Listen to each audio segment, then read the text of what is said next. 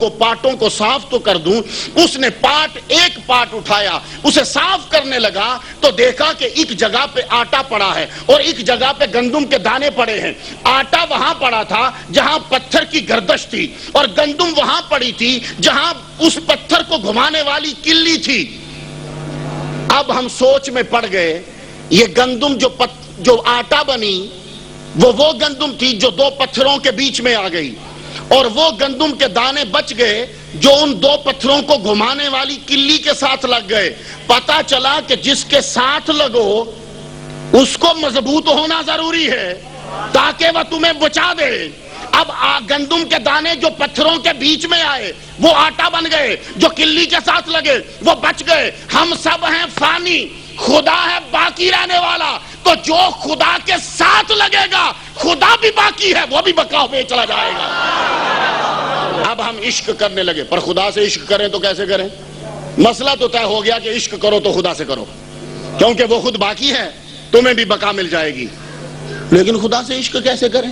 ہم تو عشق اس سے کرتے ہیں جس کی آنکھیں اچھی ہوں, ہم تو عشق اس سے کرتے ہیں کہ جس کے بال جو ہیں وہ سلکی ہوں, ہم تو عشق اس سے کرتے ہیں کہ جس کی چال اچھی ہو, ہم تو عشق اس سے کرتے ہیں کہ جس کا باڈی فگر بڑا اچھا ہو, ہم تو عشق اس سے کرتے ہیں جس کی آواز اچھی ہو.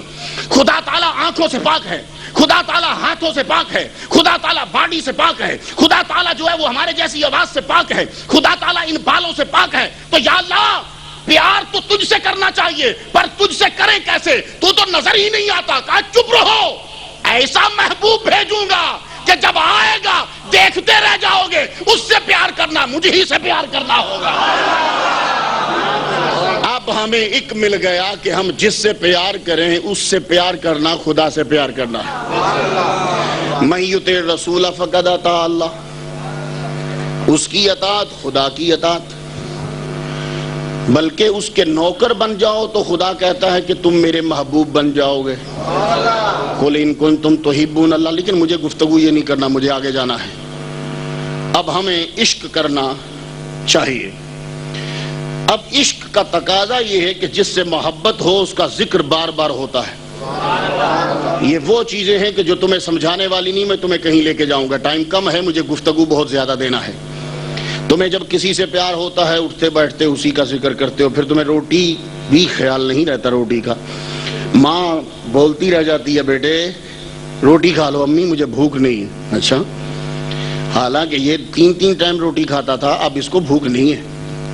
کیوں؟ اب اس کے دماغ میں کسی کی محبت ہے, اب اس کا دھیان کسی اور طرف, اب اس کو یہاں کا خیال نہیں ہے. دوستوں کے پاس بیٹھے گا, کبھی آواز کا ذکر کرے گا, کبھی کسی چیز کا ذکر کرے گا. تو تمہیں محمد مصطفیٰ صلی اللہ علیہ وسلم سے پیار ہے اور محبت ہے, اور محبت کرنا ضروری ہے, تو پھر حضور کا ذکر بھی ضروری ہے. اب آپ نے دیکھا کہ جتنے بھی سچے مسلمان ہیں, بچہ پیدا ہو جائے تو میلاد, بچہ مر گیا تو میلاد, مکان بک گیا تو میلاد, مکان لے لیا تو میلاد, گاڑی مل گئی تو میلاد, ایکسیڈنٹ ہو گیا تو میلاد. میں سوچ میں پڑ گیا, یار ایک چیز ایک مرتبہ کرو نا. یہ کیا ہوا؟ گاڑی ٹھوکی تب بھی میلاد, گاڑی ملی تب بھی میلاد, بچہ پیدا ہوا تو میلاد, مکان مل گیا تو میلاد. تو سنیے, ایک صاحب کہنے لگے یہ تم بار بار میلاد کیوں مناتے ہو, یعنی نبی کا ذکر کیوں کرتے ہو؟ میں نے کہا تو آپ بار بار پانی کیوں پیتے ہیں؟ انسان کی فطرت یہ ہے کہ وہ ایک چیز کو 3 بار کم ہی کرتا ہے. اگر آج آپ نے یہ شرٹ پہنا ہے تو آپ کل نہیں پہنیں گے. یہ زیادہ تر عورتیں آپ کو بتائیں گی, ایک سوٹ پہن کر اگر کسی محفل میں گئی ہیں تو دوسری بار نہیں جائیں گی. وہ کیا کہے گی, تیرے پاس ایک ہی سوٹ ہے, تو وہ دوسری مرتبہ دوسرا ڈریس پہنے گی. آپ جب کالج میں جاتے ہو تو اپنی شرٹ اور پینٹ چینج کرتے ہو, ورنہ اسٹوڈنٹ کہیں گے کہ کیا ایک ہی پینٹ اور شرٹ ہے تیرے پاس, بے عزتی ہوگی. اور گھر میں جب تم آتے ہو تو اگر بیوی نے ایک دن دال پکائی برداشت کر جاؤ گے, دوسرے دن پکا دی برداشت کر جاؤ گے, تیسرے دن دال پکا دی تو پھر پلیٹ اٹھے گی بیوی کی طرف چلے گی. تو گویا کہ تمہیں 3 دن دال کھانا پسند نہیں ہے, گویا کہ تمہیں ایک ہی ڈریس جو ہے وہ مسلسل پہننا پسند نہیں ہے. تم یہ چاہتے ہو کہ دال سالن جو ہے وہ چینج ہو. لیکن میں نے تمہیں دیکھا کہ تم نے دال کو ایک دن تو کھایا, دوسرے دن کھایا, تیسرے دن تم اکتا گئے، گویا کہ ایک چیز بار بار نہیں کھانا چاہتے، لیکن میں دیکھتا ہوں کہ پانی تم نے صبح بھی پیا، پانی تم نے دوپہر کو پیا، پانی تم نے پھر سپہر کو پیا، پانی پھر تم نے شام کو پیا، پانی تم نے پھر عشاء کو پیا، پانی تم نے رات کو پیا۔ میں تم سے پوچھتا ہوں کہ دال سے تو اکتا گئے تھے، پانی سے کیوں نہیں اکتائے؟ بولے پانی نہ پیے تو جان جاتی ہے۔ تو میں نے کہا بس مسئلہ حل ہو گیا، تو پانی کو بار بار پیتا ہے، جان بچ جائے۔ ہم نبی کا ذکر بار بار کرتے ہیں، ایمان بچ جائے، کیونکہ ایمان کی بنیاد حب نبی ہے۔ اگر نبی کی محبت نہیں تو ایمان کی عمارت دھڑم سے گر جائے گی۔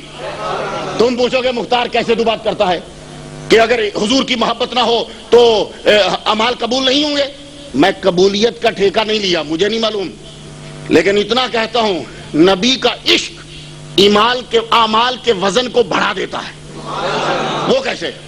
یہ تم لوگ جب اپنی کسی چیز کو بڑھانا چاہتے ہو نا تو اس میں پارا ملا دیتے ہو، پارے کا اضافہ چیز کو بڑھا دیتا ہے۔ کوئی بھی تمہارے پاس مجون ہو، کوئی شے ہو، اگر اس کے اندر پارا ملتا ہے، یا کوئی بھی چیز ہو، پارا مرنا چاہیے، اگر زندہ ہو تو بندہ مر جاتا ہے، خیر پارا کسی چیز میں ملایا جائے تو اس کا وزن بڑھ جاتا ہے۔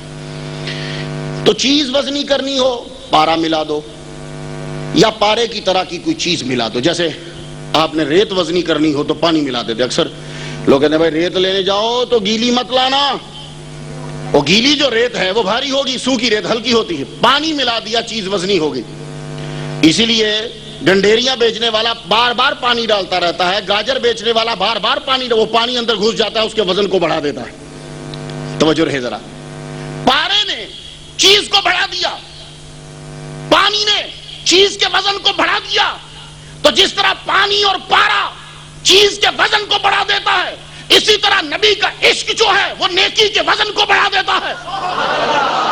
لیکن اب علماء بیٹھے ہیں، ان کے لفظوں سے پتا چلتا ہے کہ مطالعہ ہے، تو اب یہ تو مجھے پکڑ لیں گے کہ نبی کا عشق کیسے بڑھائے گا؟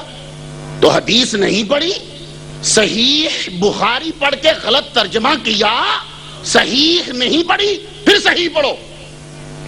کیا تھا حدیث میں کہ حضور نے فرمایا میرے صحابی جس نے جو مٹھی بھر جو خیرات کی ہے، بعد میں آنے والا پہاڑ سونے کا بھی خیرات کرے گا تو اس جو کے برابر نہیں ہوگا، اس جو کے برابر۔ تو جو کتنے کی ملتی ہے؟ 18,000 روپے تولہ سونا ہے، جو مل جائے گی اتنی سی 2 روپے کی۔ تو صحابی کے 2 روپے تیرے 18,000 سے بڑھ کے ہے۔ تو صحابی کے پاس کیا چیز تھی؟ یہی قرآن، یہی نمازیں، یہی داڑھی، یہی پگڑی، یہی شکل، یہی ٹانگیں، یہی ہاتھ، یہی سب کچھ۔ لیکن نہیں، تیرے پاس جو کچھ ہے، صحابی کے پاس جو نبی کا عشق تھا وہ تیرے پاس نہیں ہے۔ تو صحابی کے عشق نے اس کی نیکی کو بڑھا دیا ہے۔ بول، کون کہتا ہے کہ میں محمد جیسا ہوں؟ تو نبی کے صحابی جیسا نہیں ہے، محمد مصطفیٰ جیسا کیسے ہو جائے گا؟ تو نبی کا عشق پارا ہے، یہ تیرے عمل کو بڑھا دے گا۔ ان لوگوں کے ایک ایک سجدے حضور پاک صلی اللہ علیہ وآلہ وسلم دنیا میں تشریف لائے، آپ نے زمین پہ پاؤں مبارک رکھا، وہ ننھے ننھے پاؤں جب لباس بشر کی جو حجم ہے اللہ کو کتنے پسند آئے، کہا جُعِلَتْ لِيَ الْأَرْضُ مَسْجِدًا، اے محبوب تیرے ان قدموں کے صدقے پوری زمین مسجد بنا دی۔ حضور پیدا ہوئے تو زمین پاک ہو گئی، تو نبی کی برابری کرنے والا پیدا ہوا، زمین پلید ہو گئی۔ 2 سال تک بستر پلید رہا، ماں اب خود بھی نماز نہیں پڑھ سکتی تھی، نہ اس جگہ پہ کوئی اور پڑھ سکتا تھا، تو نبی کی برابری کہاں کرو گے؟ سرکار نے زمین پہ پاؤں رکھا، پوری زمین مسجد بن گئی۔ لیکن ایک دن میں سٹڈی کر رہا تھا تو قرآن کی ایک آیت آئی، وَاتَّخِذُوا مِن مَّقَامِ إِبْرَاهِيمَ مُصَلًّى، جہاں ابراہیم کے پاؤں لگے ہیں اس کو مصلی بنا لو۔ تو ابراہیم علیہ السلام اور حضور کا مقام سمجھنا چاہتے ہو؟ حضور نے پاؤں رکھے تو مسجد بن گئی، ابراہیم نے پاؤں رکھا تو مصلی بن گیا۔ اب جو فرق مسجد اور مصلی میں ہے آگے نہیں